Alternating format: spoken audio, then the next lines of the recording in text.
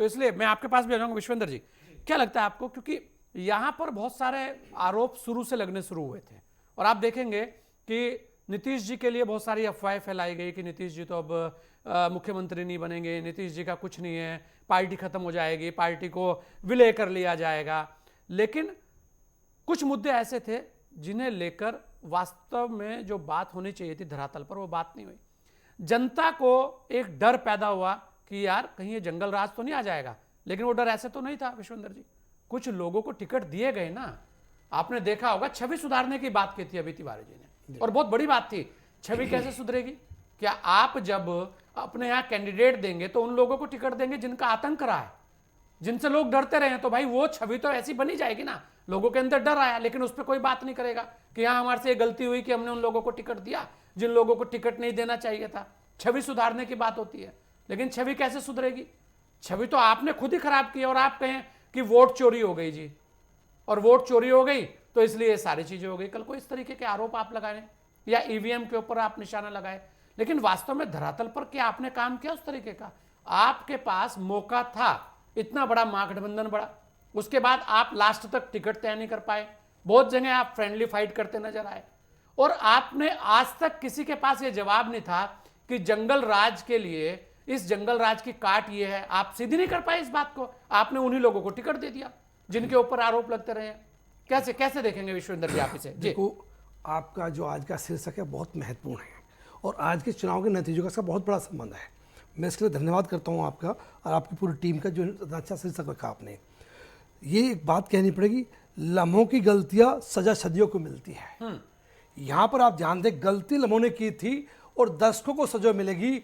ये उस समय लालू प्रसाद यादव ने जो उन लोगों को साथ लिया था जो आतंकवादी का रूप रखते थे, जो गुंडे थे, जो वो हालात पैदा करने वाले थे जो जनता नहीं पसंद करती, जंगल राज पैदा हुआ, उसका ये आज परिणाम है। वो उस समय छोटा सा फैसला लालू प्रसाद यादव को लेना था, नहीं भाई, ना मैं भ्रष्टाचार करूंगा, ना करने दूंगा, और ना ही मैं गुंडागर्दी को पनपने दूंगा। तो उस समय का छोटा सा फैसला होता, आज तेजस्वी यादव को 20 साल से लगातार संघर्ष नहीं करना पड़ता और अगले 10-20 साल और लग गए तो कोई बड़ी बात नहीं। जैसा कि आपने भी कहा है कि जवाब नहीं है, क्या दे जवाब? जंगलराज का तोड़ क्या है उनके पास?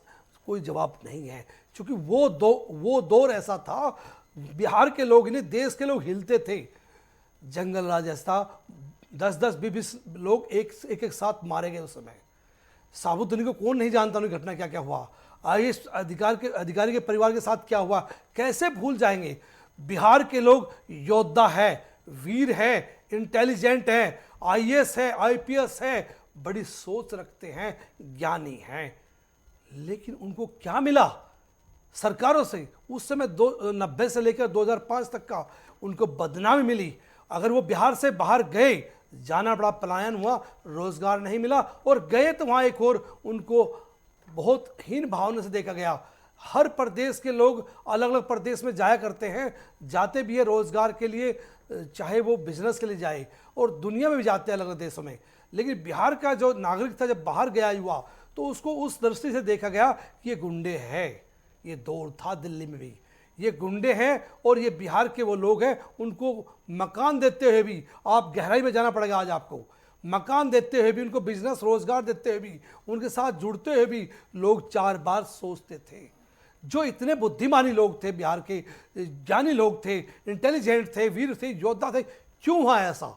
ये गंभीर बात है, क्योंकि ये ऐसा उस घटना की वजह से होने से, और वो जंगल राज आया तो आज वो दूर तक नहीं रास्ता छोड़ेगा, क्योंकि बहुत बेइज्जती महसूस की है बिहार के नागरिकों ने।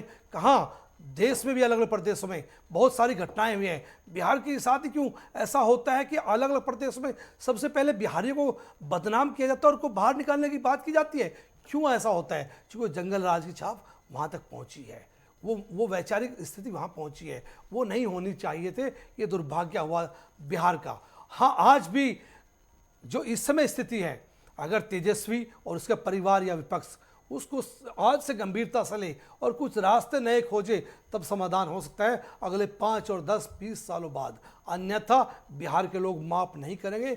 जो गलती लम्हों ने की थी वो सदियों तक सजा पाएगी बिहार की जो मतलब समय सरकार। ये आपको लगता है कि ये जो चला आ रहा है, इसे सुधारने का जो काम होना चाहिए था वो हुआ नहीं है?